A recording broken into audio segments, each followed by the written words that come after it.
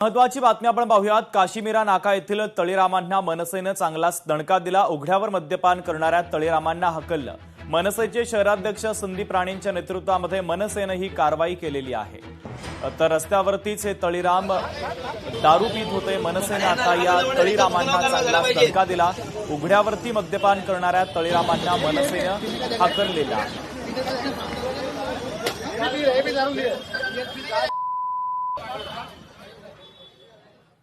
आपण या ठिकाणी काशीमीरा या ठिकाणी छत्रपती शिवाजी महाराज चौकात उभे आहोत। या ठिकाणी बघत असाल अनेक वर्षापासून वाईन शॉप या ठिकाणी आहे। समोर बार आहे। या ठिकाणी फार मोठ्या प्रमाणामध्ये गैरकारभार चालतो। या ठिकाणी वाईन शॉप मधून बाटली घेतली जाते, पाण्यामध्ये मिक्स केली जाते आणि याच ठिकाणीच पिली जाते। असे अनेक या ठिकाणी आम्हाला आढळल्यानंतर आम्ही आमच्या महाराष्ट्र विमान सेनेकडे वारंवार तक्रार येत आहेत। महिलांच्या तक्रार येतात की बस स्टॉपवर आम्ही उभं राहू शकत नाही। परत या ठिकाणी आढळलं तर आम्ही त्याचं तसंच फटकाफटकी करू आणि प्रसाद दिला जाईल। लक्षात घ्या, पोलीस स्टेशनला प्रशासनाला हे सांगायचं या ठिकाणी आपण कॉन्स्टेबल ठेवा। सोलापूरच्या माड्यामध्ये पावसामुळे केळीच्या बागांचं अतोनात नुकसान झालं। सोलापूरच्या जिल्हाधिकाऱ्यांनी आता नुकसानीची पाहणी केली। तात्काळ नुकसान भरपाई मिळावी शेतकऱ्यांनी निवेदन दिलेलं आहे। तर माढा तालुक्यामध्ये मान्सूनपूर्व वादळी वाऱ्यानं केळी पिकांचं मोठं नुकसान झालंय। आज सोलापूरचे जिल्हाधिकारी कार्तिकेयन एस यांनी बांधावरती जात शेतीच्या नुकसानीची पाहणी केली। यावेळेस नुकसानग्रस्त शेतकऱ्यांनी त्यांना निवेदन दिलेलं आहे।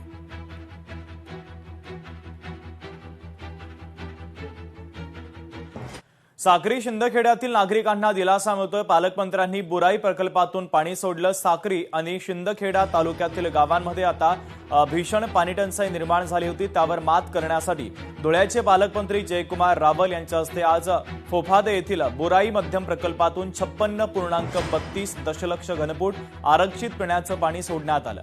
या महत्वाच्या निर्णयामुळे साक्री तालुक्यातील दुसाणे, बळसाने, सतवाने, कढरे तसंच शिंदखेडा तालुक्यातील रेवाडी आणि देवी या गावांची तहान भागणार आहे। खानदेशामधल्या धुळे जिल्ह्यातील साक्री तालुक्यातील फफाते धरणावर आम्ही इथे आलोय आणि या धरणाच्या माध्यमातून पाणी सोडण्याचं काम आम्ही केलंय। अत्यंत भीषण पिण्याच्या पाण्याची टंचाई आहे।